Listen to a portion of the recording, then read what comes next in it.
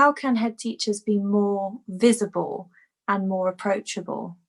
So one thing we were talking about, which we all found was really crucial to gaining that relationship with head teachers, is being physically there.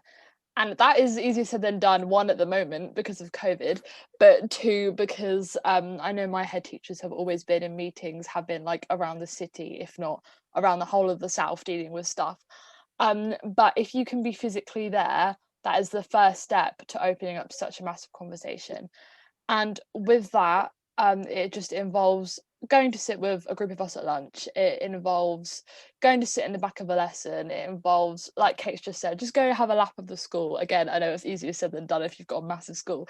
But this stuff is really important, and that's how you're going to get authentic relationships. I think there's something about that head teacher's office that speaks so much, because I remember comparing the different offices in my school, and like I'd say my head of economics, I loved her office. It just made me feel really comfortable. And small things around her office made me feel really comfortable. I guess like she had loads of teddies she really liked. She kept a few magazines in the room. There were always tissues in the room.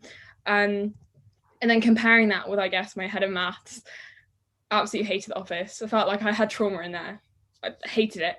And it's like, I remember, I think things like that, small things like a room, can make the world of a difference to a student, and not feeling scared to even knock on the door of a head teacher's office, or knowing the door's always open. I remember the first time I walked into my politics class, I was like, this is going to be amazing. By the end of the lesson, I was literally heartbroken. But yeah, censorship can happen through content, or just like behaviour policies and stuff like that.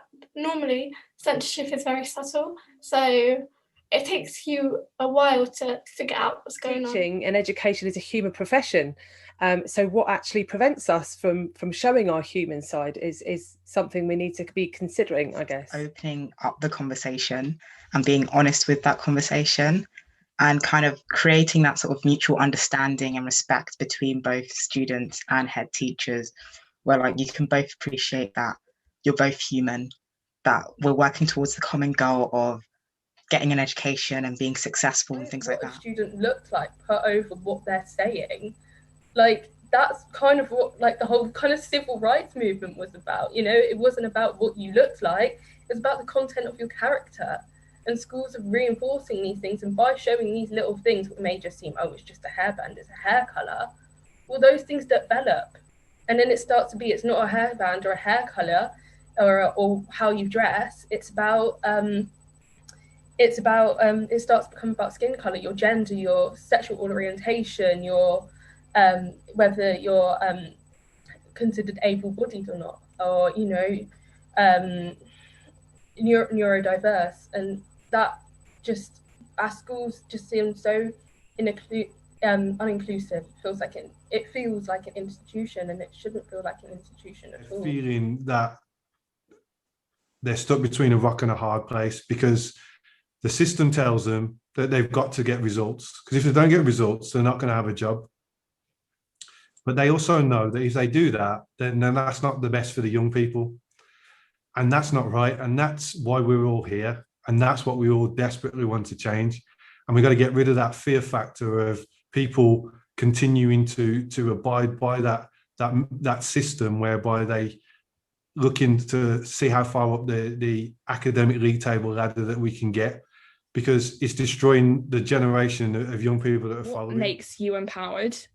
Because going to an all-girls school, we were always made to feel really, really empowered. You know, we're girls, we live in a patriarchy. We should know how to speak up, how to feel brave, how not to feel fearful. So what is it that makes you feel empowered? Is it the fact that you can go to work every day, obviously not with COVID, wearing the clothes that you like, being able to express yourself, you know, feeling powerful in that sense?